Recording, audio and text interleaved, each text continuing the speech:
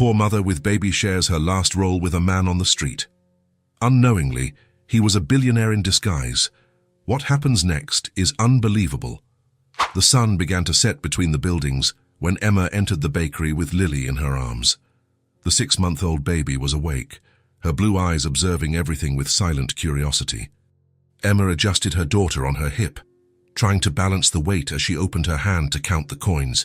1, 2, 3, always the same amount, no matter how many times she counted. "One small roll?" she asked, her voice low. The baker looked at her, then at the blonde baby nestled against her chest. He picked up the oldest roll from the back shelf and wrapped it without a word. Emma thanked him, held the package with one hand, and left, keeping Lily secure with the other. The street was crowded. People hurried home from work, carrying bags and wearing headphones. No one looked at anyone else. Emma walked slowly, careful not to bump into anything. Lily was too light for her age, and every sudden movement seemed capable of hurting her. "Easy, my love," Emma murmured, kissing her daughter's blonde topknot. "We'll eat soon." Lily stirred in her arms, turning her small head to watch the street. Her tiny fingers clutched Emma's worn blouse, holding tight as she always did. Emma crossed the street toward the small plaza where she usually sat. It was small, with 3 old benches and a dry tree in the middle. Not pretty, but it was quiet enough to feed Lily without being bothered. That's when the baby pointed. Emma followed her daughter's gaze and saw a man sitting on the sidewalk, leaning against the wall of a closed store. He was filthy. Stubble covered half his face, his dark hair falling messy over his forehead. His clothes hadn't seemed to see soap in days, and a strong odor came from his direction. Lily stretched out her arms toward the man, her small hands opening and closing. "No, sweetie," Emma whispered, adjusting her daughter in her arms and trying to keep walking, but Lily insisted. She swung her arms harder, leaning her whole body forward, almost throwing herself out of Emma's arms. "Hey, calm down."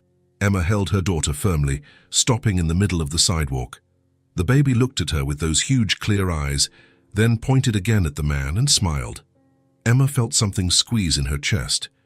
She looked at Lily, so small and innocent in her arms, then at the man slumped on the sidewalk. She took a deep breath. She walked over to him, adjusting Lily against her hip. The man lifted his head slowly when he noticed her shadow in front of him. His deep dark eyes blinked, confused. He looked at Emma, then at the blonde baby who was still reaching out to him. Emma saw the exhaustion on his face. It wasn't just physical.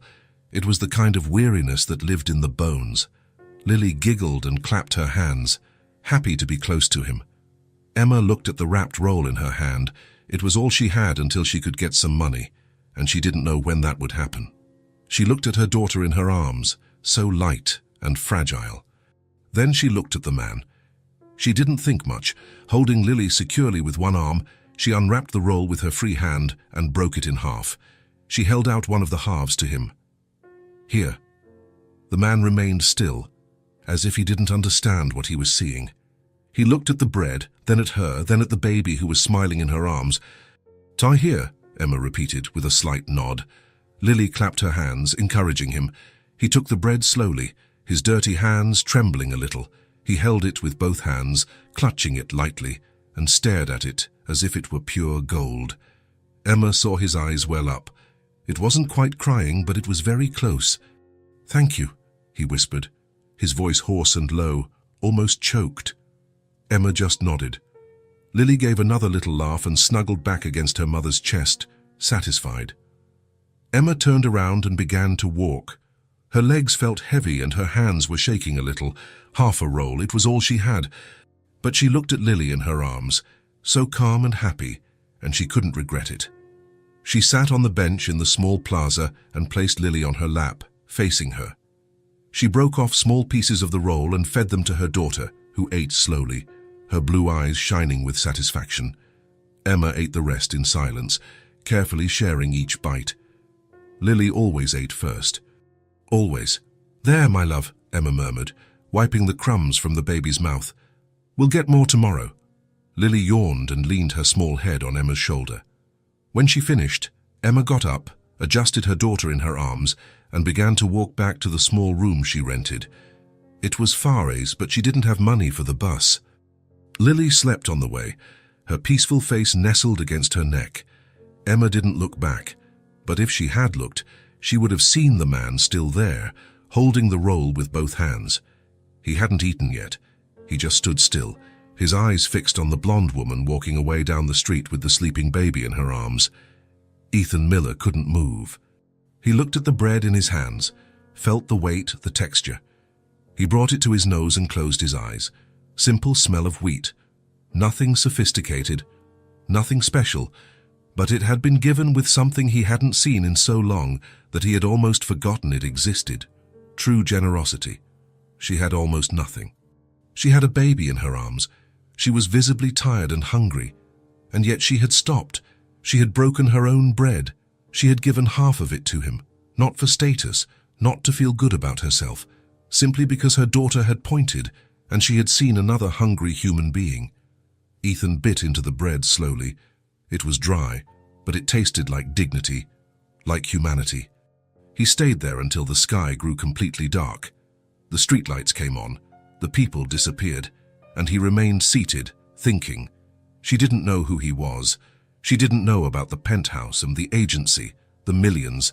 She didn't know that he had chosen to be there, testing the kindness of strangers, and she had passed without knowing she was being tested. Ethan got up. His legs were numb, but he barely felt it. He looked in the direction she had gone, even though he couldn't see her anymore. Tomorrow he would return. Same street, same spot. He needed to see that woman again. That mother who had shared her last roll with a stranger while holding her baby in her arms. He carefully put the rest of the roll in his pocket and started walking. For the first time in months, Ethan Miller felt something other than boredom. He felt curiosity, and something akin to hope. Emma left early the next morning, Lily in her arms as always. The baby was awake and quiet, her clear blue eyes observing the street with that endless curiosity. Emma had a mental list of places to try. The corner bakery needed someone for the counter. The stationery store downtown was looking for an assistant, and the clothing store always had a hiring sign in the window. She adjusted Lily on her hip and took a deep breath. Today had to work out. It needed to work out. The rent for the small room was overdue, and the landlady had already knocked on her door twice this week with a stern face. As she passed the same street as the day before, Emma slowed her pace without even realizing it. Her eyes automatically searched for the spot where the man had been sitting yesterday. He was still there. Same sidewalk, same closed storefront wall, same tired posture. But when he lifted his head and saw her, something shifted in his face. His dark eyes lit up, and he managed a shy half-smile. Emma stopped. She hadn't planned to stop, but her feet stopped on their own. Lily immediately stretched out her arms toward him, waving her small hands in the air and giving that toothless smile that melted any heart. "Good morning," Emma said, her voice low. "Good morning," he replied, his voice still hoarse but less tired than the day before. There was even a tone of relief there, as if he had been waiting for her. There was a silence. Emma didn't quite know what to say. He also seemed speechless, fidgeting nervously with his hands. That's when he reached into the pocket of his dirty pants and pulled out something small. A faded plastic toy, a kind of blue teddy bear, the size of a thumb, with one ear broken off. I found this last night while looking for food," he said, holding out the toy to her carefully. "It was lying near a dumpster. I washed it in the park fountain. I thought she might like it." Emma looked at the small toy, then at him. The man held the toy with such care, as if it were something precious. "You don't have to," Emma began, feeling her throat tighten. "I know, but I want to," he interrupted softly. "Yesterday you shared your bread with me, your last roll. I wanted to give something back somehow." Lily was already leaning forward in Emma's lap, her chubby little hands trying to reach the bear, opening and closing her fingers with urgency. Emma took the toy and gave it to her daughter, who immediately grabbed it with both hands and put it to her mouth, testing it with her gums. Her clear eyes shone with satisfaction. "Thank you," Emma said, feeling a strange warmth in her chest. Gratitude. Surprised that someone had thought of them. "She's beautiful," he commented, looking at Lily with a genuine smile. "She looks like you, the eyes, the blonde hair, just the same." Emma felt her face flush. "Thank you." He scratched his stubble, looking nervous. "Look, earlier today, just as dawn broke, a guy called me over to load some boxes onto a truck. He gave me some coins for the job. It's not much, but it was enough to buy coffee and a roll." Emma waited, not understanding where he was going with this. "I bought some for myself and for you," he continued, gesturing toward a small bag on the ground next to him. "If you want it, of course, I don't want to bother you. But I thought that after a snack today I got some coins." "It was enough to buy some for me and for you." Emma blinked unsurprised. "You bought breakfast for me?" "Yeah," he said, looking almost embarrassed. "I saw you leave early again. I thought maybe you hadn't eaten yet." Emma looked at him. Really looked. His face was dirty. The stubble made him look tired. His old clothes were stained, but his eyes were kind, sincere. "Why would you do that?" Emma asked, her voice low and confused. He shrugged. "You shared your bread with me yesterday. It was your last one. I saw it. And yet you broke it in half and gave me half. It's the least I can do." Lily swung the bear in the air, content, and let out a loud giggle that echoed on the empty street. Emma felt her eyes sting. It had been so long since anyone had done something kind for her, something without expecting anything in return, that she had almost forgotten what it felt like. "Okay," she said, her voice faint. "Thank you." He got up, picked up the bag, and pulled out 2 steaming cups of coffee and 2 rolls wrapped in parchment paper. Emma saw his hands trembling as he held out a coffee and a roll to her. "Sit here," he said, pointing to the step next to him. "It's more comfortable than standing with her in your arms." Emma hesitated for only a second, then sat down, keeping Lily secure in her lap. The baby was still playing with the bear, fascinated, nibbling at its small head. They ate in silence at first. Emma gave small pieces of the roll to Lily, who chewed slowly with her gums and took sips of the hot coffee. It was weak and unsweetened, but it was good. It warmed her inside. "What's her name?" he asked after a while, watching Lily intently. "Lily." "Lily," he repeated, smiling at the baby. "A pretty name?" "And yours?" Emma asked, realizing she didn't know his name. He hesitated, as if deciding something. "Ethan." "Emma?" "Emma," he said, as if testing the name. "Nice to meet you, Emma." "Nice to meet you, Ethan." Lily suddenly dropped the bear and reached out her arms for Ethan, leaning her whole body toward him. "Hey, queer easy." Emma held her daughter, laughing. Ethan looked at Emma, silently asking for permission. Emma hesitated for only a second, then nodded. Ethan picked up the baby carefully, as if she were made of crystal, supporting her blonde head with one hand and her small body with the other. Lily immediately snuggled against him, placing her tiny hands on his face, exploring the rough stubble. She laughed and clapped her hands on his cheek. "You're good with children," Emma commented, impressed. "Am I?" He looked genuinely surprised. "I've never had much contact with babies. I think she's the first one I've held." "Well, you are," Emma said, seeing how completely comfortable Lily was with him. They talked as they finished their coffee. Small things, nothing deep. The weather was nice.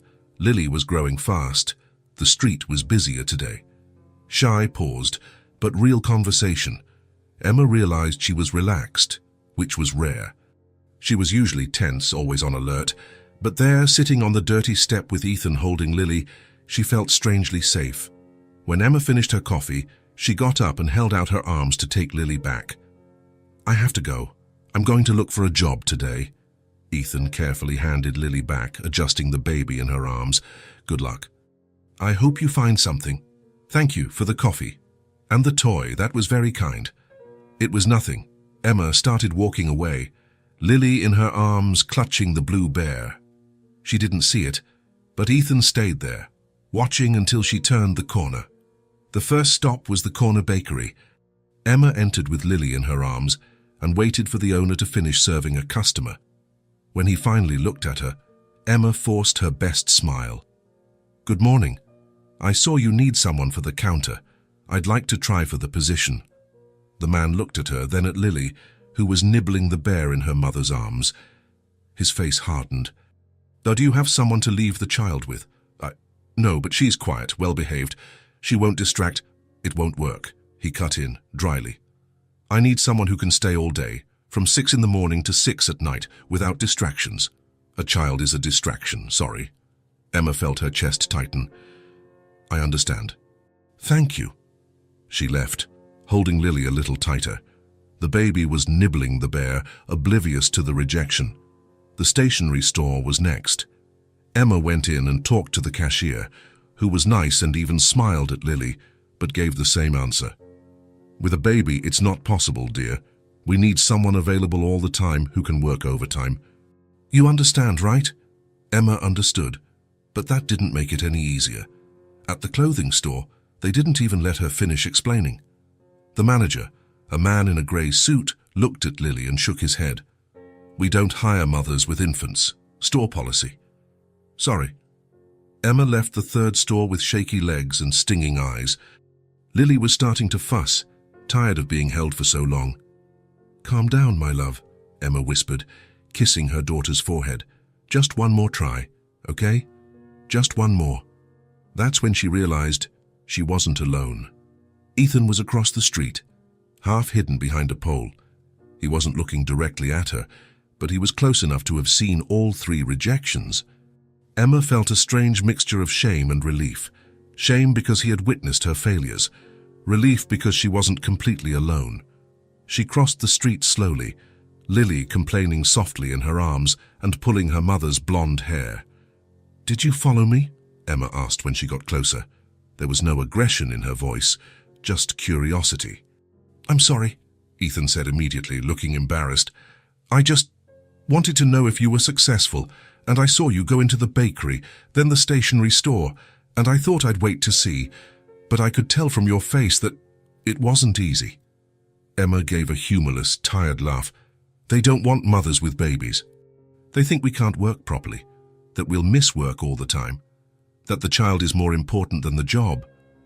She paused, breathed, and maybe they're right. Lily is more important. Ethan remained quiet, his dark eyes fixed on her with an intensity that Emma couldn't decipher. She saw something cross his face, anger, or sadness, or both. That's when Lily, playing with the bear, let the toy fall. The little blue figure rolled and fell straight into the gutter, into the dirty water. "Oh, no," Emma murmured. But before she could bend down with Lily in her arms, Ethan had already moved. He grabbed the bear from the water, wiped it on his own dirty shirt, rubbing carefully, and handed it back to Lily with a smile. "There you go, little one. It's clean again." Lily immediately gave a huge smile, grabbed the toy, and hugged it to her chest. Emma looked at Ethan, really looked this time. There was something about that man. Something gentle and true that she couldn't explain. He had nothing, he lived on the street, he was dirty and tired. But there was more goodness in his eyes than many well-dressed people she knew. "Is there any other store you want to try?" Ethan asked, looking at her. "There's a supermarket up ahead," Emma pointed. "But I think it will be the same thing." Ethan hesitated, as if carefully weighing his words. "I can hold Lily for a few minutes, out here, always in sight. You'll see me through the window the whole time, just so you can try going in without her in your arms. Sometimes it makes a difference." Emma looked at him, surprised. "Who would do that?" "I would," he said simply. "Of course." Emma looked at Lily, then at Ethan, then at the store. Every fiber of her body screamed not to trust strangers, never leave her daughter with someone she barely knew. But he didn't seem like a stranger, not after the bread, the coffee, the bear, not after following her from afar just to know if she was okay, not after retrieving the toy from the gutter just to see Lily smile. "Okay," Emma said, her voice visibly trembling, "but you stay right here in front, where I can see you." "Of course," Ethan immediately agreed. "I won't leave this spot." Emma handed Lily to him with all the care in the world. Lily went willingly, already accustomed, and immediately went back to playing with the bear. "Stay here with Ethan, love," Emma said, kissing her daughter's cheek several times. "Mommy will be right back. just for a quick minute. Lily didn't even pay attention, busy with the bear. Emma went into the supermarket, but stayed near the glass door, always keeping an eye on Ethan and Lily outside. He was standing exactly where she had left him, swaying slightly to soothe the baby. The conversation with the manager was quick. She hadn't even finished speaking when he asked if she had children. Emma was honest. The answer was immediate. It won't work. Emma left and Ethan handed Lily back immediately.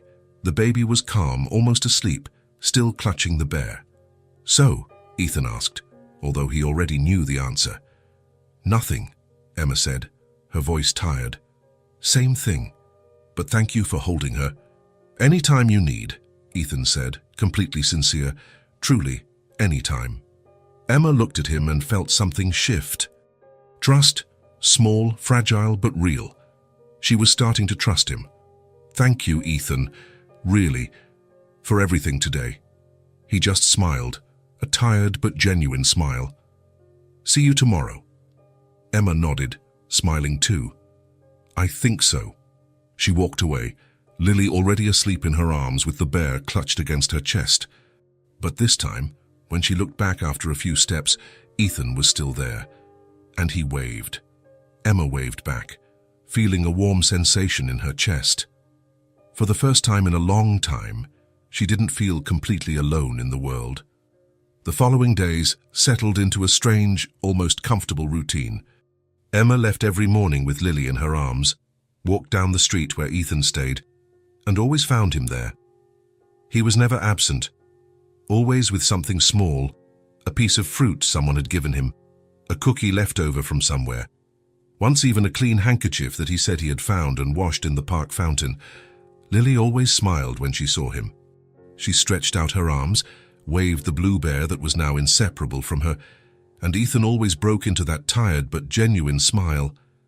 On that particular afternoon, Emma had given up on job searching. At least for today. Her legs hurt. Lily was fussy from being held so much, and the sun was too hot. She walked down Ethan's street without even thinking much, as if it were automatic now. He was there, leaning against the usual wall, but this time he looked more tired than normal. Deep shadows were under his dark eyes, and there was a tension in his shoulders that Emma hadn't seen before. "Hi," Emma said, stopping in front of him. "Hi," Ethan replied, but his voice was hoarser than usual. Lily immediately stretched out her arms to him, giving that toothless smile. Emma didn't even hesitate anymore. She passed the baby to Ethan, who received her with his usual care, as if she were the most precious thing in the world. "Are you okay?" Emma asked, sitting on the step next to him. "You look more tired today." "Didn't sleep well," Ethan admitted, gently adjusting Lily in his arms. "There was a fight in the park last night, 2 guys arguing over a blanket. It got loud. There was shouting until almost dawn." Emma felt something squeeze in her chest. "You sleep in the park?" "Most of the time. Sometimes under the store awning when it's raining really hard." Emma didn't know what to say. She remained silent, watching Ethan gently sway Lily in his lap. The baby was calm, resting her small head on his shoulder. The bear clutched against her chest with her tiny hands. "She trusts you," Emma said softly, almost to herself. Ethan looked at Lily, then at Emma. "She does. Yes, she's not like that with everyone. She usually fusses around anyone new, clings to me, crying." Ethan stroked Lily's soft blonde hair with extreme care, as if he was afraid of hurting her. "She's special. Very special." "She is," Emma agreed, feeling her throat tighten. "She's all I have. She's lucky to have you." "Sometimes it doesn't feel like it," Emma said, her voice more bitter than she intended. "I can't give her anything. I can barely feed her properly." "You give her love," Ethan said, looking at her with those dark, intense eyes. "That's worth more than anything." Emma felt her eyes burn, but didn't cry. She wasn't going to cry. They stayed there in silence for a few minutes. The street noise continued around them, people rushing past without looking at them, cars honking impatiently, sirens in the distance, but there in that little corner, a bubble of calm seemed to exist. That's when Emma realized Lily had fallen asleep. The baby was completely relaxed in Ethan's arms, her breathing slow and deep, Her eyes closed with her blonde eyelashes shadowing her cheeks, her small mouth slightly open. The bear had slipped a little to the side, but she was still loosely holding it with one of her tiny hands. Emma felt her eyes burn for real now. Lily never slept like this, so quickly, so peacefully. It usually took time. She needed to be rocked for a long time, sung to softly, cradled until she finally relaxed. But there, in the arms of a man she had only known for a few days, her daughter had fallen asleep with an astonishing ease. "Emma?" Ethan called softly, noticing the change in her expression. "Are you okay?" "Yes," Emma replied, quickly wiping her eyes with the back of her hand. "It's just, she never sleeps like this. So easily, so fast, with anyone but me." Ethan looked at Lily sleeping in his arms, and a strange expression crossed his dirty face. Tenderness, perhaps, or something deeper that Emma couldn't name. "She feels safe," Ethan said, so softly that Emma barely heard him over the street noise. "Yes," Emma agreed, her voice choked. "She does, and so do I." Ethan looked at her quickly, surprised. "You?" "Yes, here with you. I feel safe, for the first time in a long time." They stayed there, the three of them, as the sun slowly began to set between the buildings, staining the sky orange and pink. Emma wasn't in a hurry to leave. She didn't want to break that moment. For the first time in months, maybe years, she felt like she was part of something bigger. She wasn't completely alone in the world. She had someone who cared, even if that someone had nothing material to offer but company and quiet kindness. "Can I ask you something?" Emma said after a long silence. "Of course. Anything. How did you end up here? On the street, I mean. If you don't want to talk about it, that's okay." Ethan remained quiet for so long that Emma thought he wouldn't answer. But then he sighed deeply, his shoulders dropping a little. "Wrong choices. I trusted the wrong people. I thought I had real friends. But when the money ran out, so did they. They vanished like smoke." He looked away, at some undefined point on the busy street. "I lost my job, I lost my apartment, I lost everything very quickly. Too fast to react." Emma listened in silence, without interrupting. "And you discover that people only see you when you have something to offer," Ethan continued, his voice lower now, laden with hurt. "When you have nothing, you become invisible.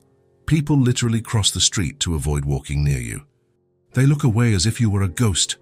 "I didn't cross," Emma said softly. Ethan looked at her, and something crossed his dark eyes. Gratitude, emotion. "No, you didn't cross. You stopped, and you shared your bread, your last roll." Emma felt her face flush. "It was just bread." "It wasn't just bread," Ethan said, firm and intense. "It was everything you had at that moment, and you shared it without a second thought. That means much more than you can imagine. It means everything." Emma didn't know what to say. She looked at Lily sleeping peacefully in his arms, the baby's chest rising and falling to the calm rhythm of sleep. "And you?" Ethan asked after a moment. "How did you end up here?" "Alone with her." Emma took a deep breath. She didn't like talking about it, but something in her wanted to tell him. She wanted him to know. She wanted someone to know. "Lily's father didn't want anything to do with her," Emma began, her voice steady despite the old pain. "When I found out I was pregnant, he said it wasn't his problem. He gave me money to sort it out, as he said, and disappeared. Moved cities, blocked my number, vanished completely." Ethan didn't say anything, but she saw his jaw clenched tightly. "I didn't sort it out. I couldn't. I didn't want to." Emma looked at Lily with so much love it hurt. "She's the best thing that ever happened to me, the only good thing. But it's hard. Very hard alone. Harder than I imagined." "You're strong," Ethan said, and there was genuine admiration in his hoarse voice. "I don't feel strong.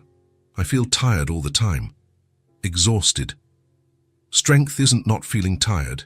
It's keeping going even when you're exhausted. It's getting up every day even without hope. That's what you do." Emma looked at him. Really looked. There was a quiet wisdom in that man, something that went far beyond his dirty appearance, his stubble, his old clothes. "Are you afraid?" Emma asked suddenly. "Of being on the street forever?" Ethan was quiet, seriously considering the answer. I am, every day. Afraid of getting sick and not being able to get treatment, afraid of winter when the cold becomes unbearable, afraid of being completely forgotten, of becoming just another invisible person. He looked at Lily sleeping. But these last few days, I don't know. I've felt less lost. Less alone? Why? Because of you two, he said, simple and direct, without beating around the bush. Because I have something to look forward to in the morning. Someone who stops, who talks, who sees me as a person and not as this. He gestured to himself with his free hand. Emma felt something squeeze in her chest again, that strange, warm feeling. I look forward to it too, she admitted softly. I wake up in the morning and think, I'll see Ethan today. He'll be there on the street, and that gives me a reason to get up. Ethan smiled, a small but true smile. I'll always be there. Promise? I promise. How you can count on me? They stayed there until the sky began to grow truly dark, the first streetlights turning on. Lily was still sleeping, completely peaceful, breathing softly.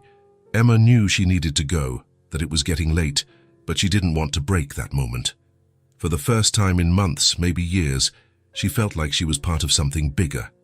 She wasn't completely alone in the world. She had someone who cared, even if that someone had nothing material to offer besides company and quiet kindness. We look like a family, Emma said suddenly, surprised by her own words. Ethan looked at her, and there was something intense in those dark eyes.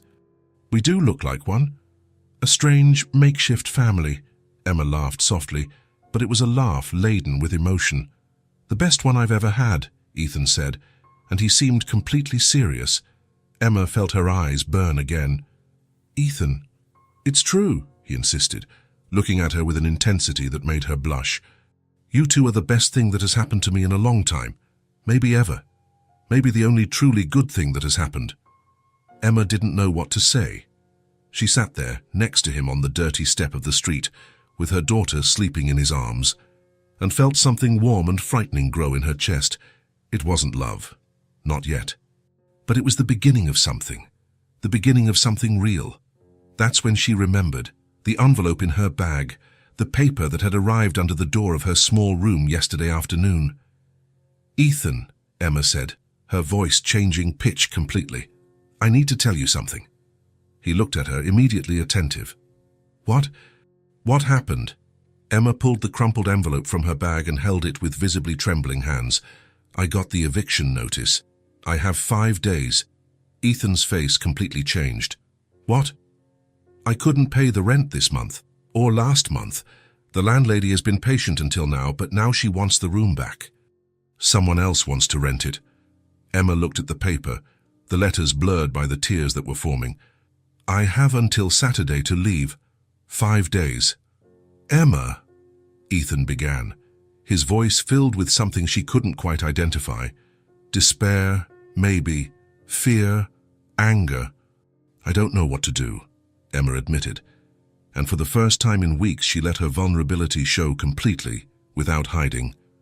I don't have money, I don't have a job, I don't have family here to help me. I don't know where to go with her. I don't know where we're going to sleep. Ethan looked at Lily sleeping in his arms, then at Emma. His jaw was clenched tight, his eyes shining with a new and frightening intensity. It's going to be okay, Ethan said firmly. I'm going to help you, I promise. Emma gave a humorless laugh. How? You have nothing. I have nothing. How is it going to be okay? I don't know exactly yet, Ethan admitted, and there was a contained desperation in his voice that Emma didn't completely understand. But it will be. I'm going to find a way. I promise I will.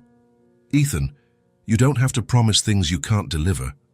I can, he interrupted, almost aggressive in his intensity. I can, and I will. You two are not going out on the street, not while I can do something to prevent it. It's not going to happen. Emma looked at him, confused by the almost violent intensity of his reaction. You can barely take care of yourself. How are you going to help me? Ethan opened his mouth, then closed it. He seemed to be fighting a violent internal battle. I have some contacts, people who might be able to help. Just let me try, okay? Just give me some time. Emma didn't quite believe it, but she nodded. What else could she really do? Okay, but don't push yourself too hard. You already do a lot for us, more than anyone has ever done. It's never too much, Ethan said, looking at Lily with a tenderness that made Emma's heart ache. You deserve more, much more than the world is giving you. You deserve everything. Emma carefully took Lily back so as not to wake her. The baby stirred a little, whimpered softly but kept sleeping. The bear clutched against her chest. I need to go, Chi, Emma said, standing up slowly. It's getting late and dangerous. I'll have news tomorrow, Ethan said, standing up too. I promise, I'll sort this out. Don't promise things you can't deliver, Emma repeated, but there was a fragile hope in her voice. I will deliver, Ethan said, and there was something different in his eyes now. Determination. Decision. Do you trust me?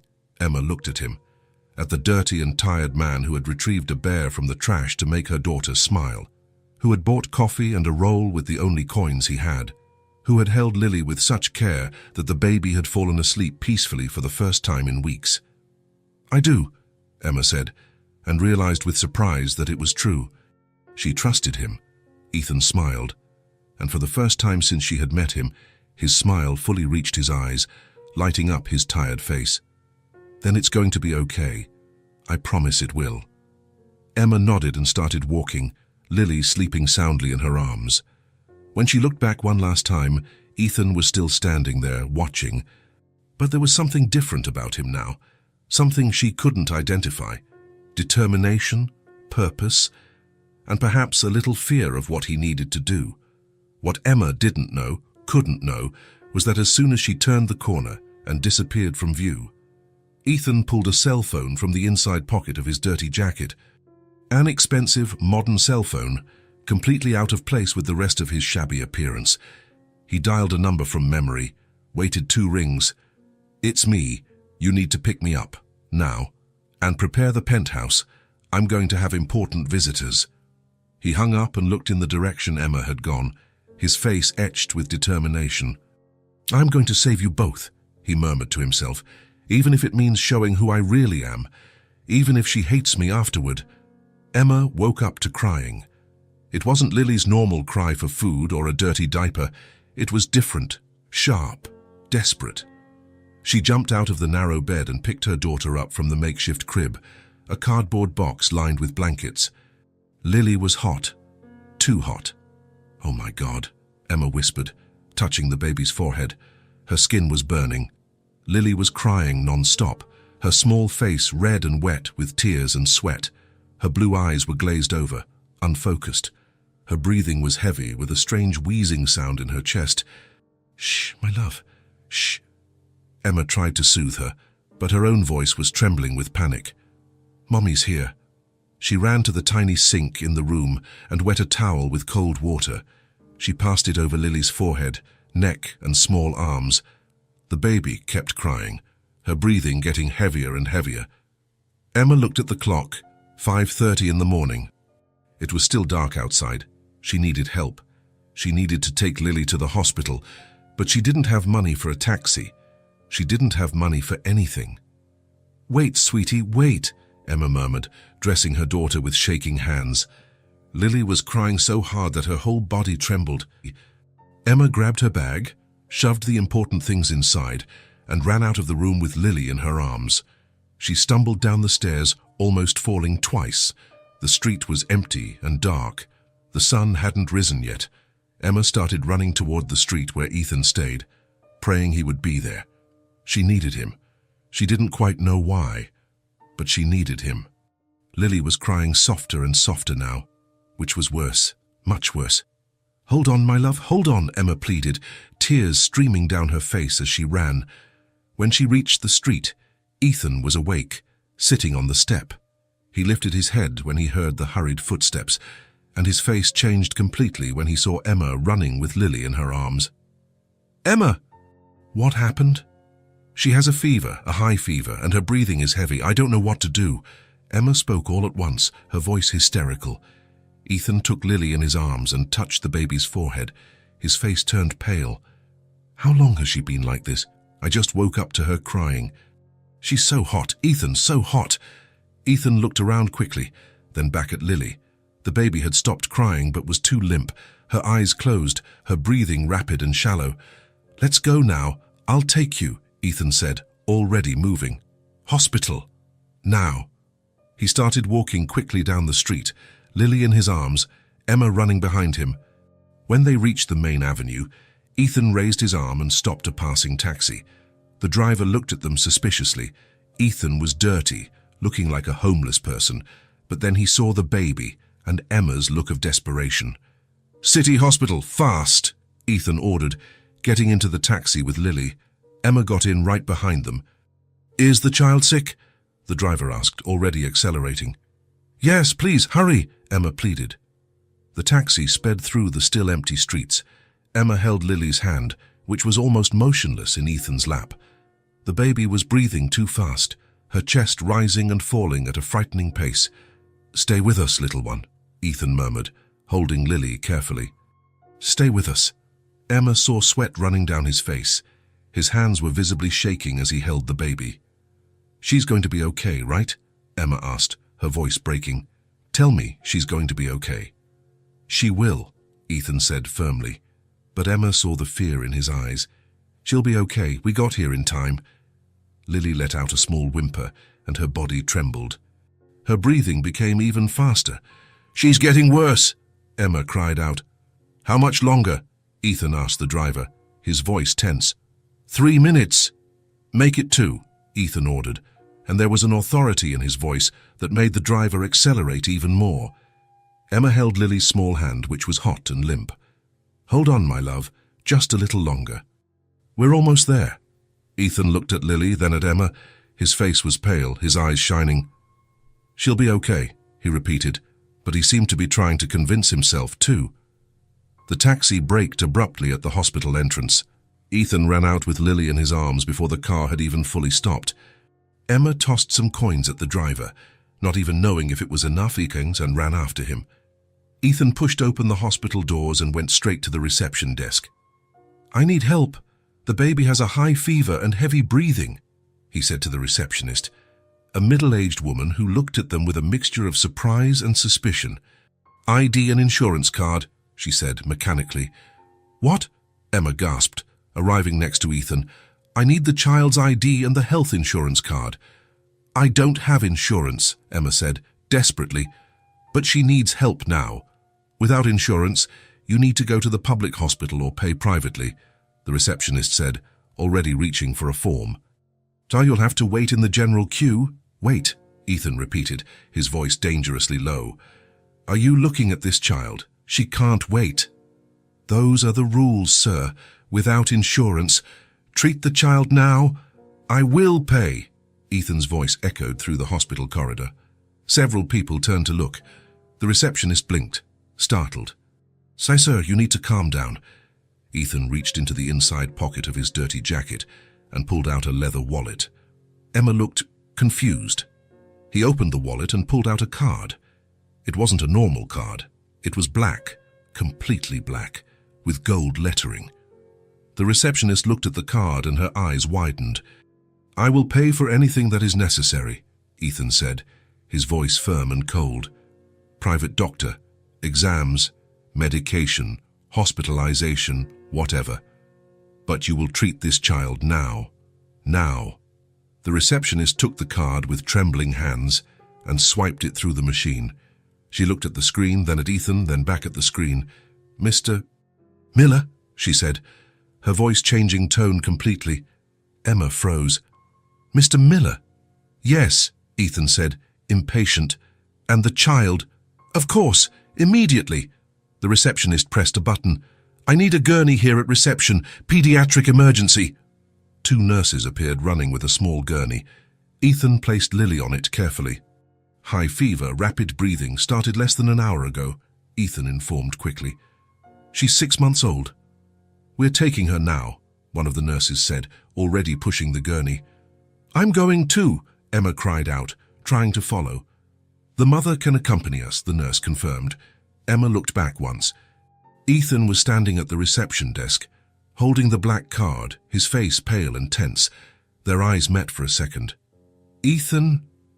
Where did that come from? Emma asked, her voice confused and scared. He opened his mouth but said nothing. He just shook his head. Go with her, we'll talk later. Mom now, the nurse called. Emma had no choice. She ran after the gurney, leaving Ethan behind. As she followed down the white hospital corridor, Emma's head was spinning. Mr. Miller, black card.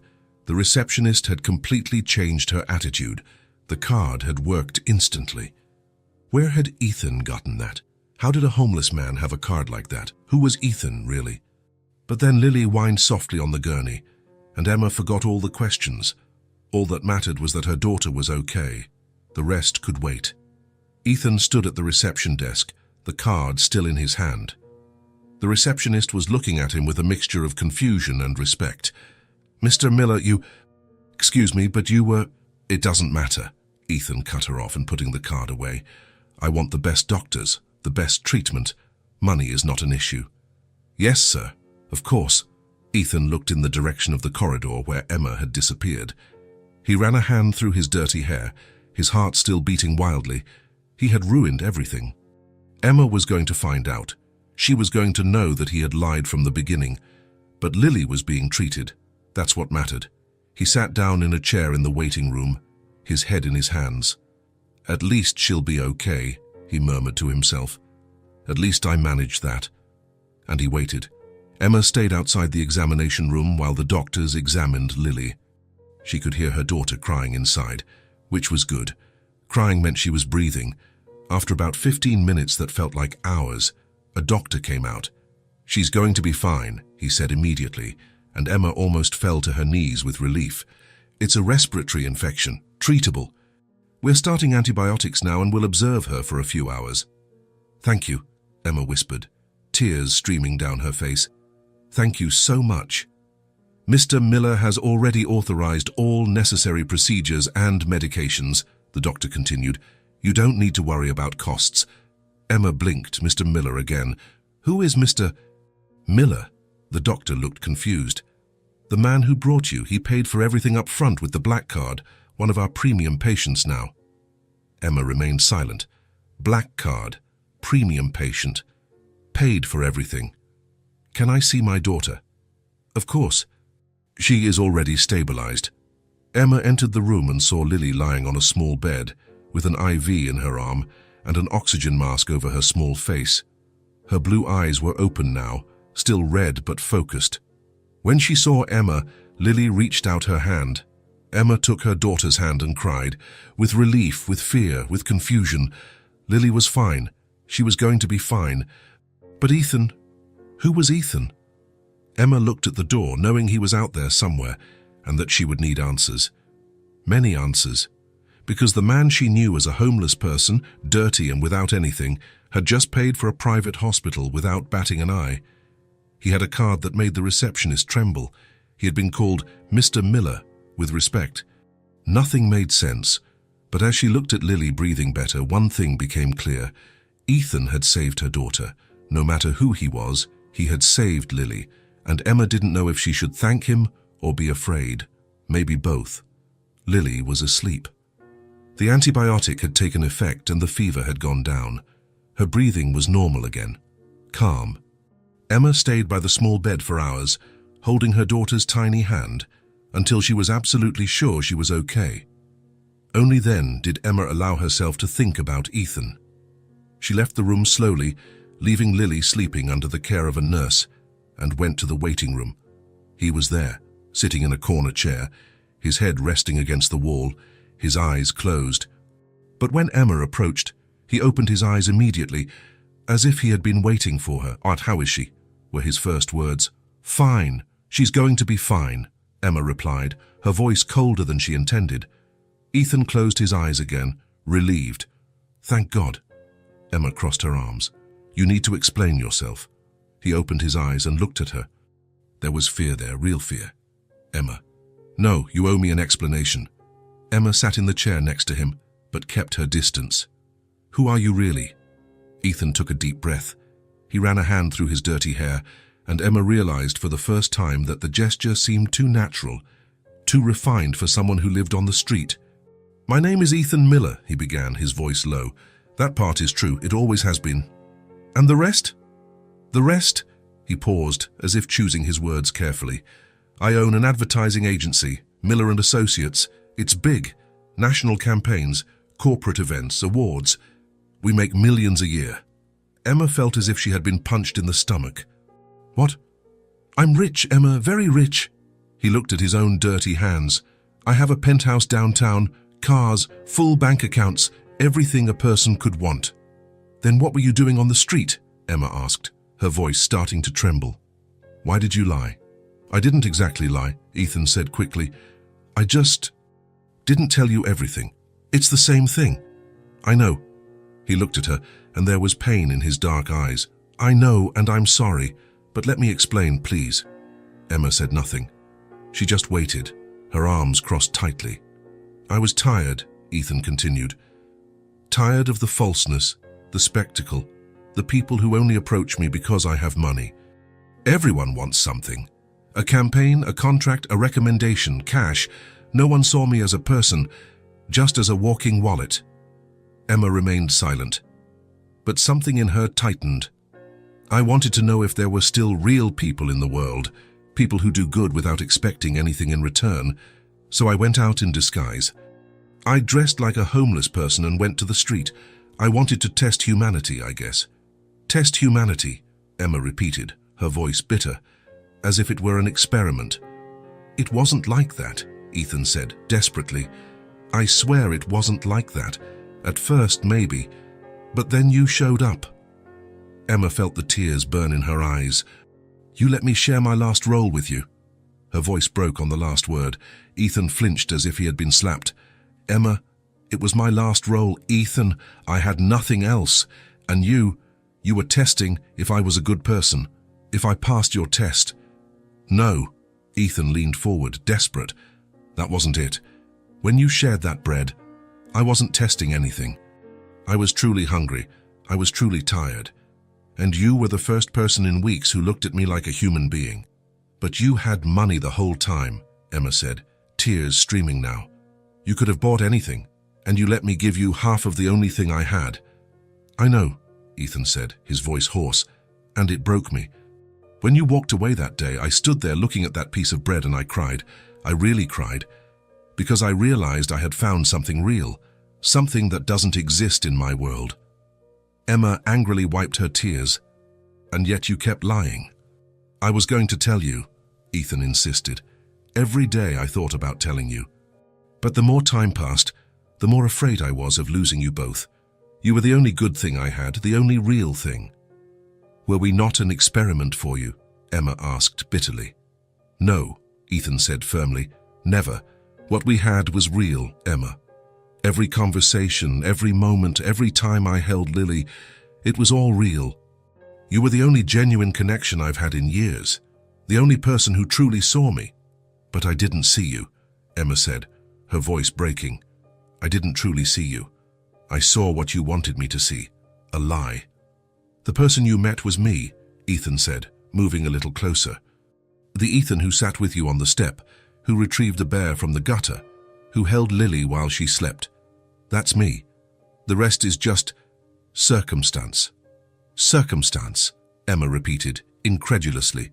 "Millions of dollars a circumstance." "Yes," Ethan said seriously, "because it didn't change what I felt. It hasn't changed what I feel." Emma was quiet. Part of her wanted to scream, curse, hit him, but another part, a small treacherous part, understood. She understood his loneliness, his search for something real. "You should have told me," Emma said finally, tiredly. "I know. You're right. I'm sorry. I don't know if I can accept the apology right now." "I understand," Ethan said, and he seemed sincere. "But you need to know that I was going to tell you. Yesterday, when you mentioned the eviction, I made the decision. I called my assistant. I was going to reveal myself and offer help. But then Lily got sick and you saved her," Emma completed, her voice soft. "I had to save her," Ethan said, his voice choked. "I love that child, Emma. I love you both. It doesn't matter how it started. What I feel now is real." Emma looked at him, really looked. She saw the desperation in his eyes, the fear of losing them, the sincerity in his voice. "I don't know what to feel right now," Emma admitted. "I'm angry, I'm hurt, but I'm also confused because you saved my daughter. Because everything you did for us was good." "It was," Ethan agreed. "Everything I did was because I wanted to, because I care." Emma was silent for a long moment. The hospital continued with its sounds around them. But there in that corner, it was just the two of them and the truth finally exposed. "I need time," Emma said finally. "To process all of this?" "As much time as you need," Ethan said immediately. "And you need to know that I don't know if I can trust you again." "I will prove you can," Ethan promised. "I will spend the rest of my life proving it if necessary." Emma stood up. "I need to go back to Lily." "Of course." Ethan stood up too. "Emma," she stopped, looked at him. "Shall I thank you for listening, for not walking away without hearing me?" Emma didn't answer. She just turned and walked back to her daughter's room. She left Ethan behind, standing in the waiting room, with his dirty clothes and his truth finally revealed. She was hurt, very hurt, but she was also listening. And maybe that was the beginning of something, or the end. Only time would tell. Lily was discharged the next day. The doctor said she was responding well to treatment and could continue taking the antibiotic at home. Emma signed the discharge papers, still processing everything that had happened in the last 24 hours. Ethan was waiting at the reception desk. He had disappeared overnight, and when he returned in the morning, he was different, clean, shaved. In new, expensive clothes that fit him perfectly. He was another person, or perhaps he was the real person he had always been. Emma stopped in front of him, holding Lily in her arms. The baby was better, her clear eyes alert again, clutching the blue bear. "Hi," Ethan said, his voice uncertain. "Hi," Emma replied coolly. They stood there for an uncomfortable moment.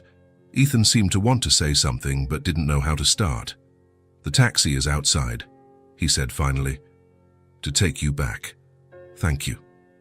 Emma started walking toward the exit, but Ethan followed beside her. "Emma, wait!" She stopped but didn't look at him. Lily yawned in her arms. "I need to say something," Ethan continued, his voice low but firm. "Please." Emma turned around, waiting. Ethan took a deep breath, as if preparing for something difficult. "You still have the eviction notice? 3 days now, I think." Emma felt her stomach clench. She had forgotten. With Lily sick, she had completely forgotten about the eviction. "I know," she said, her voice weaker than she wanted. "Emma, Ethan ran a hand through his clean hair, a nervous gesture. "Don't let Lily go back to the streets, please." "I have no choice," Emma said bitterly. "I don't have money, I don't have a job. Come live with me." The words came out fast, desperate. Emma blinked, surprised. "What?" "Come live with me," Ethan repeated, looking directly at her now. "I have plenty of space. You two can stay as long as you need. No pressure, no conditions." Emma felt the anger rise. "You think you can buy everything with money? That you can fix the lie by offering a home?" "No," Ethan said, desperate. "That's not it. I can't stand the idea of you two on the street. Lily almost died yesterday, Emma. Almost. What if she gets sick again, and you have no way to bring her to the hospital?" Emma clutched Lily to her chest, the baby snuggled in, peaceful, unaware of the conversation. "I take care of my daughter," Emma said, but her voice trembled. "I know you do. You're an incredible mother." Ethan took a cautious step closer. "But let me help. Not for me. For her." Emma looked at Lily, the daughter she had almost lost, the daughter who deserved something better than the streets. "I can't accept charity," Emma said, but it sounded less convinced now. "It's not charity," Ethan insisted. It's me trying to do the right thing, for the first time in a long time." Emma remained silent. Part of her wanted to refuse. She wanted to take Lily and leave with the rest of the pride she still had. But another part, the mother part, the part that had held her feverish, desperate daughter, knew he was right. "I'll go," Emma said finally, and saw relief flood his face. "But there are conditions. Anything. I'm going for my daughter, only for her." Emma lifted her chin, firm. And as soon as I get a job and save up money for our own place, I'm leaving. This isn't permanent. Something crossed Ethan's face. Pain, perhaps, but he nodded. All right, I understand. And you don't owe me anything, and I don't owe you anything. It's just temporary. Temporary, Ethan repeated, his voice low. All right. Emma saw that he was hurt, but she couldn't feel sorry for him. He had lied. He had tested her. He had let her share her last role while he had millions in the bank. Great, Emma said coolly. Then let's go. The taxi took them downtown. Emma looked out the window in silence, Lily sleeping in her arms. Ethan sat on the other side, quiet too, respecting her space. When the taxi stopped in front of a tall modern building, Emma felt her stomach clench. It was the kind of building she only saw in magazines, glass and steel with a uniformed doorman in front. It's here, Ethan said softly. They got out of the taxi. The doorman greeted Ethan with respect. Mr. Miller, welcome back. Ethan just nodded. Emma followed him inside, feeling smaller and smaller. The lobby was huge, with marble floors and crystal chandeliers. Well-dressed people passed by, looking at her and Lily with thinly veiled curiosity. The elevator was mirrored. Emma avoided looking at her own reflection. She knew how she looked. Tired, in old clothes, holding a baby in a worn sling. Ethan pressed the button for the top floor, penthouse. Of course, penthouse. The ride-up was silent. When the doors opened, they led directly to a private hall. Only one door. The door to Ethan's apartment. He opened it and motioned for Emma to enter first. She walked in and stopped. The apartment was different from what she expected. It wasn't ostentatious or filled with expensive things on display. It was elegant, yes, but in a subtle way.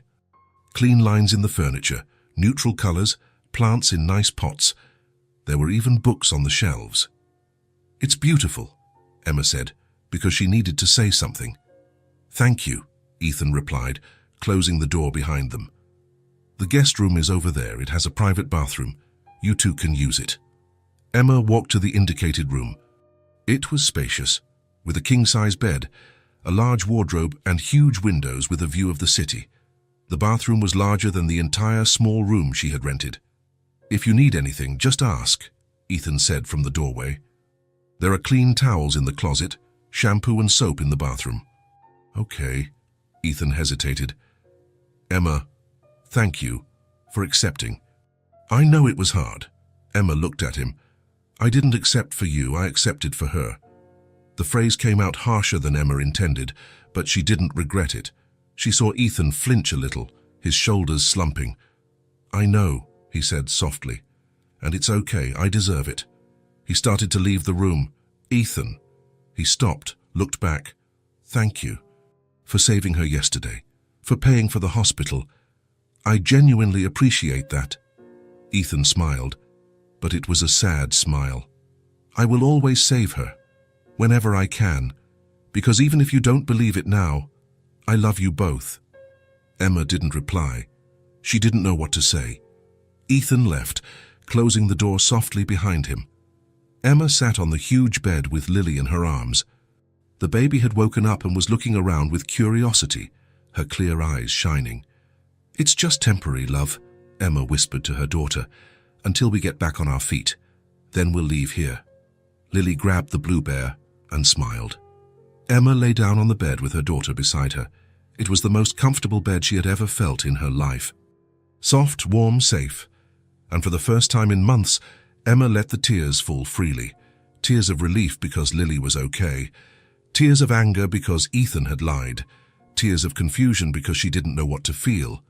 But mostly, tears of exhaustion. She was tired. So tired. And at that moment, on that comfortable bed in that elegant penthouse, Emma let the weariness win. She slept with Lily safe in her arms, the blue bear between them. Outside the room, Ethan leaned against the wall and closed his eyes. He had succeeded. They were safe. Lily was fine. Emma had agreed to stay, but at a high cost. Emma hated him now. Or at least she didn't trust him anymore, and Ethan knew it was his fault, completely his fault. I'm going to fix this, he murmured to himself. No matter how long it takes, I will prove I'm worthy of her trust. But as he looked at the closed door of the room, a part of him wondered if he ever could. If Emma would ever look at him again the way she had looked at him on that street, when he was just Ethan, the man who retrieved a bear from the trash to make a child smile, before the truth, before the lie was revealed, before everything fell apart. Emma woke up to the sunlight streaming through the huge windows. For a second, she didn't remember where she was. Then she saw Lily next to her, sleeping peacefully with the blue bear clutched against her chest, and everything came back. The penthouse, Ethan, the truth. She got up slowly so as not to wake her daughter and walked to the window. The view was breathtaking. The entire city stretched out below, buildings and streets that looked tiny from that height. Emma took a deep breath and left the room. The penthouse was silent. She walked through the living room, observing everything more closely now. The night before, she had been too tired to notice the details. She had expected something different.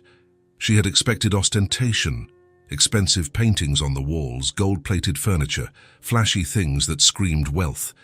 But it was nothing like that. The furniture was high quality, that was obvious, but subtle. A grey sofa with clean, simple lines, a light wood dining table, shelves with books that looked like they had actually been read, plants in elegant pots scattered in the corners, bringing life to the space. The walls were neutral tones, beige and white, with only a few black and white photographs. Nothing exaggerated, nothing that screamed, "Look how much money I have." The lighting was warm, soft, coming from well-placed lamps that created a cozy atmosphere. It was beautiful, comfortable, but in an elegant and restrained way. Emma walked into the kitchen and stopped. It was modern, with marble countertops and appliances that looked state-of-the-art, but everything was functional. Nothing was just for show. Everything had a purpose, and on the countertop there was a note. "Good morning. Fresh coffee in the thermos, rolls in the basket, fruit in the fridge. Lily's medicine is here next to it with instructions. I'll be in the office if you need anything. E."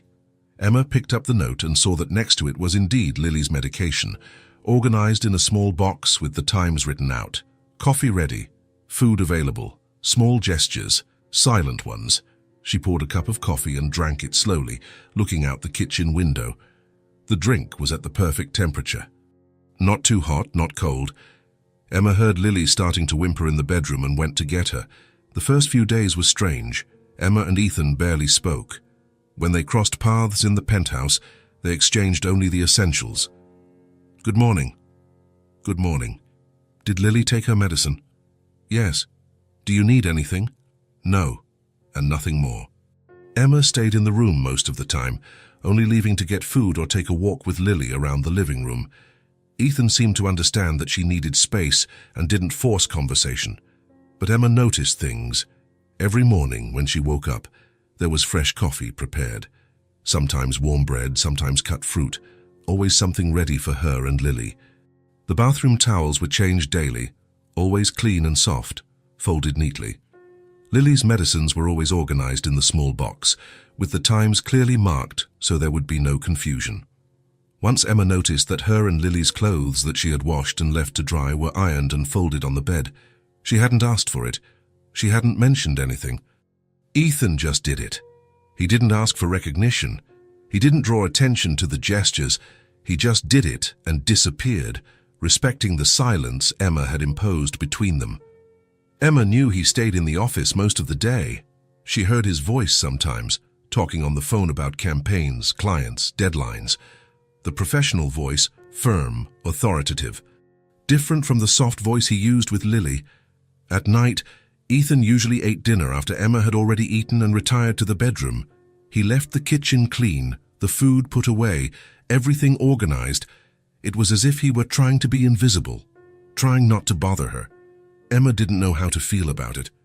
On the third day, Emma was sitting on the living room sofa, Lily playing on the soft rug with the blue bear. It was afternoon, and the sun was streaming through the windows, creating patterns of light on the floor. Emma looked around again. The penthouse really was beautiful. It wasn't the kind of beauty that intimidates or makes a person feel small. It was the kind of beauty that soothes. There were plants near the windows, green and healthy. Emma found herself thinking that someone took care of them carefully, probably Ethan. The books on the shelves were varied: fiction, non-fiction, biographies, poetry. They weren't just decoration, they were worn, with reading marks. There was a grey wool blanket thrown on the sofa, soft and comfortable. Emma had used it last night when Lily was asleep, and she was quietly watching TV. Everything there conveyed peace, not displayed wealth, just genuine comfort. Emma found herself relaxing a little, just a little. That's when Ethan came out of the office. He stopped when he saw Emma and Lily in the living room, as if he hadn't expected to find them there. "Sorry," he said immediately. "I'm just going to get some water." "You don't need to apologize," Emma said, her voice sounding more tired than cold. "It's your home." "It's our home now," Ethan corrected softly. "Temporarily." Emma didn't answer. Lily looked at Ethan and smiled, stretching out her arms. The bear fell to the floor. Ethan looked at Emma, silently asking for permission. Emma nodded. Ethan picked up Lily carefully, and the baby immediately snuggled against him, resting her small head on his shoulder. The bear was forgotten on the rug. "She likes you," Emma said, and couldn't hide the surprise in her voice. "And I like her a lot," Ethan replied, stroking Lily's blonde hair with tenderness. They fell silent. It wasn't a comfortable silence, but it wasn't hostile either. It was just silence. "The house is beautiful," Emma said finally.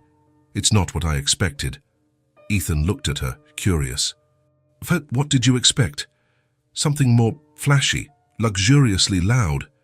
"I've never liked ostentation," Ethan said, swaying Lily gently. "I wanted a place that was a refuge, not a trophy." Emma looked around again. "You got it?" "Thank you." More silence. Lily yawned. "She's tired," Emma said, standing up. "I'm going to put her down for a nap." Ethan carefully handed Lily back. For a second, their fingers touched, and Emma quickly pulled her hand away. "Emma," Ethan called as she was almost at the bedroom door. She stopped, looked back. "Thank you for staying. I know it wasn't easy to accept." Emma didn't say anything. She just entered the room and closed the door. But that night, when Lily was already asleep and Emma lay down on the comfortable bed, she thought about the penthouse. She thought about the small gestures, the ready coffee, the clean towels, the organized medicines. She thought about how Ethan respected her space, how he didn't force anything, how he cared for Lily with such affection. Emma was still hurt. She still didn't completely trust him. She still planned to leave as soon as she could. But for the first time since the revelation, she thought that maybe, just maybe, Ethan really did care. Not in the false way he had started, but for real. And that was scarier than the anger, because it meant Emma would have to decide what to do with that feeling. But not today. Today she would just sleep in the comfortable bed, in the quiet and elegant home, and let tomorrow take care of itself. For now, it was enough. The days passed slowly. Ethan remained patient, present, respectful. But now there was something more. A connection was forming, growing. He showed his love in small actions. He woke up early to make Emma's favorite coffee. He changed Lily's diaper in the middle of the night so Emma could sleep. He talked to Emma genuinely, listening to every word, every fear, every hope. He didn't offer money. He didn't try to buy her love. He was just present.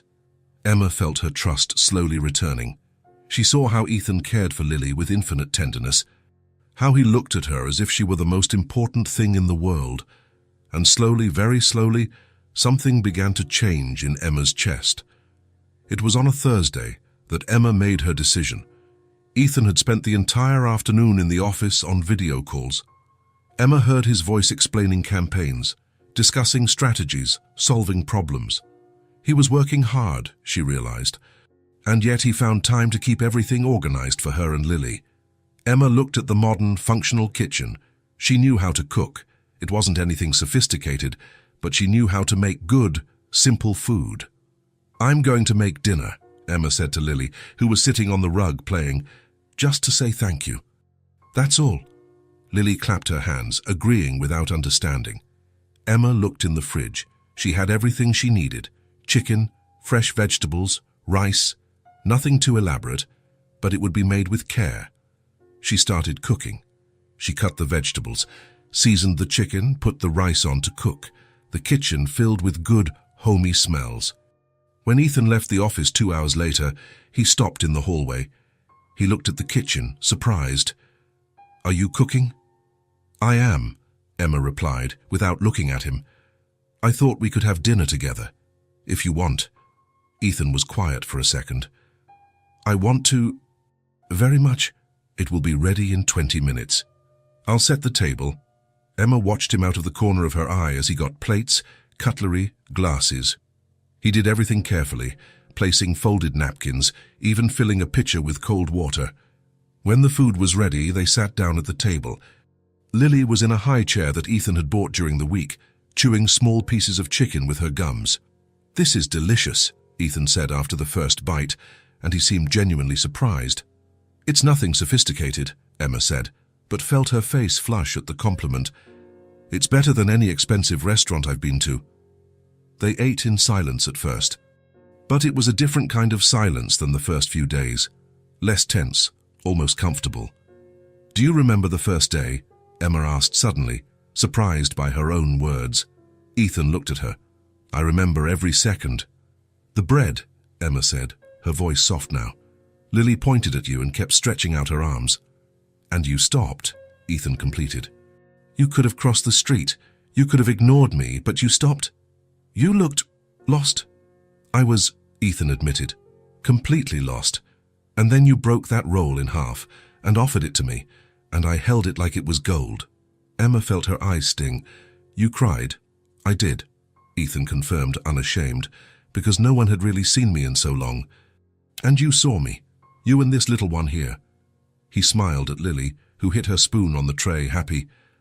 "And the next day you came back," Emma said, a small smile appearing, "with the bear. I found that old toy and immediately thought of her." Ethan chuckled softly. "I washed it in the park fountain 3 times to make sure it was clean. And the coffee. And the roll. For me and for you. After a snack I got some coins." Ethan repeated his own words from that day, his voice nostalgic.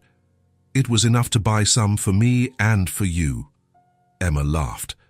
For the first time in days, she genuinely laughed. "You looked so nervous offering it." "I was nervous," Ethan admitted. "I wanted to do something good. Give back. But also, I wanted to stay close to you both, just a little longer." Lily threw her spoon on the floor and squealed happily. They both laughed. "She's always been messy," Emma said, picking up the spoon. "And she's always liked me," Ethan said, looking at Lily with so much affection that Emma felt her chest tighten. "Since the first day, she trusted me when she shouldn't have. Children sense things," Emma said softly. "They know when someone is truly good." Ethan looked at Emma, his dark eyes intense. "And you, do you think I'm good?" Emma was quiet. She thought about the past few days, about the silent gestures, about how he respected her space, about how he cared for Lily with such tenderness. "I think you tried to be someone you weren't," Emma said finally. "But deep down, the man I met on that street, he is real. He exists. I see him here too." Ethan looked relieved. "It's the same person, I promise. The rest is just circumstance." They finished eating, talking about small things, memories of their encounters on the street, how Lily fell asleep in his arms for the first time, how Ethan followed Emma from afar when she was looking for a job. "I suffered with every closed door," Ethan admitted. "I wanted to be able to do something, help in some way." "You helped by holding her," Emma said. "But it was the first time I trusted someone in a long time. Thank you for trusting me." After dinner, Emma washed the dishes while Ethan dried. Lily was playing on the living room rug, the blue bear beside her. They worked in silence, but it was a companionable silence now. When they finished, they went to the living room. Emma sat on the sofa. Ethan stood near the window looking at the illuminated city below. "Emma," he said after a long moment, "can I say something?" "You can," Emma replied, her heart accelerating without knowing why. Ethan turned to her. There was nervousness on his face, but also determination.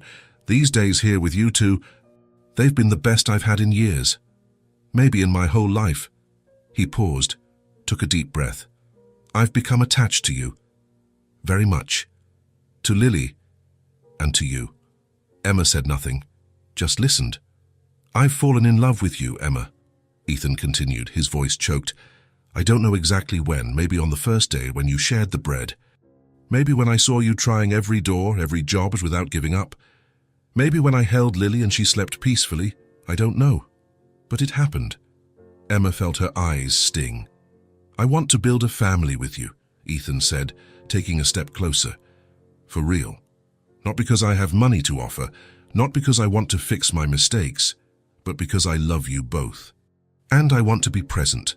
I want to wake up every day and see you. I want to take care of Lily. I want to take care of you. I want to be a part of this." He stopped, looking directly at her. "But only if you want to. No pressure.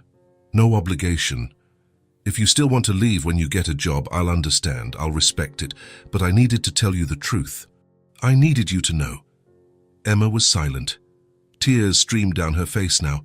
She looked at Lily playing on the rug, then at Ethan, vulnerable and honest in front of her. Emma began, her voice failing. "You don't have to answer now," Ethan said quickly. "I just wanted you to know."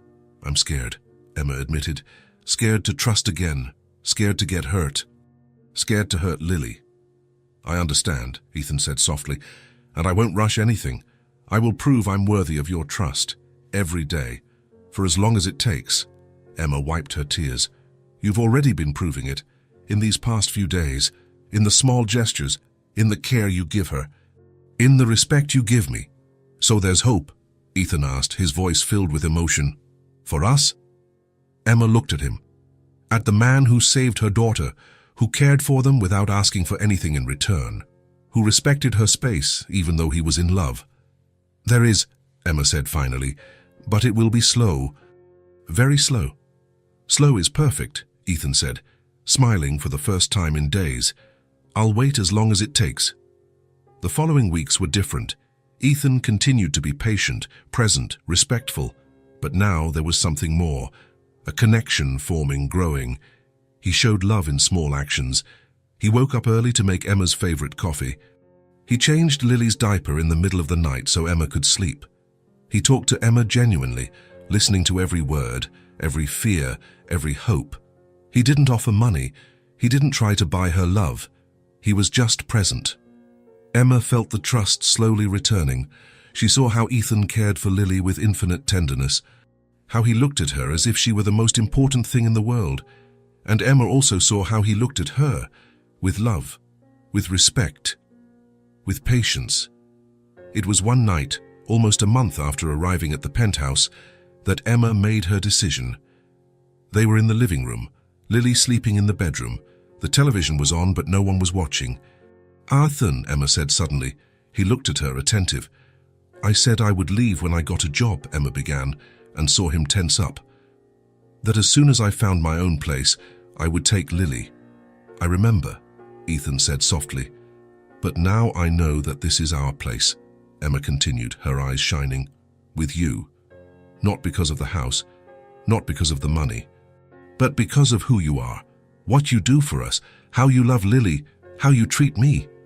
Ethan stood still, not breathing. "I want to stay," Emma said, her voice firm now. "I want to really try, with you, build that family you talked about, if you still want to." Ethan got up, walked over to her, and knelt in front of the sofa, taking her hands. "If I still want to," he repeated, his voice choked. "Emma, it's all I want, everything." Emma smiled through her tears. "Then we'll try, for real, all three of us." Ethan pulled her into an embrace. Emma felt his arms around her, firm and safe and careful. "Thank you," Ethan whispered, "for giving me this chance, for trusting me again. I promise I won't disappoint you." "I know," Emma said, and realized she believed it. She really believed it. Weeks later, on a Saturday morning, the three of them were in the kitchen. Ethan was making pancakes while Emma prepared fruit. Lily was in her high chair, hitting her spoon on the tray and laughing. Music played softly on the radio. The morning light streamed through the windows, illuminating everything with a golden glow. The city stretched out outside, but inside it was just the three of them. "Pass the milk," Ethan asked. Emma passed it, and their fingers touched. She didn't pull her hand away this time. He smiled. Lily squealed something unintelligible and threw the blue bear on the floor. They both laughed. "She's never going to let go of that toy," Emma said, picking up the bear. "I hope not," Ethan replied. It was the beginning of everything. Emma looked around, at the kitchen where they were cooking together, at Lily happy in her high chair, at Ethan in an apron, making pancakes and smiling. A family, not perfect, not traditional, but real. Formed by choice, by respect, by simple and true love. "Are you happy?" Ethan asked softly. Emma looked at him, at the man she had met on the dirty street, who had revealed himself to be rich, but who deep down was just someone looking for a real connection. "I am," Emma replied, and it was true. "Very happy." Ethan leaned in and kissed her forehead, softly. Respectfully, Lily clapped her hands, approving. And on that sunny morning in the penthouse kitchen, with the city in the background and soft laughter filling the space, they were finally what they were always meant to be. A family. If this story touched your heart, subscribe to the channel and turn on notifications so you don't miss the next ones. Leave a like because it helps this story get recommended to more people. See you in the next story.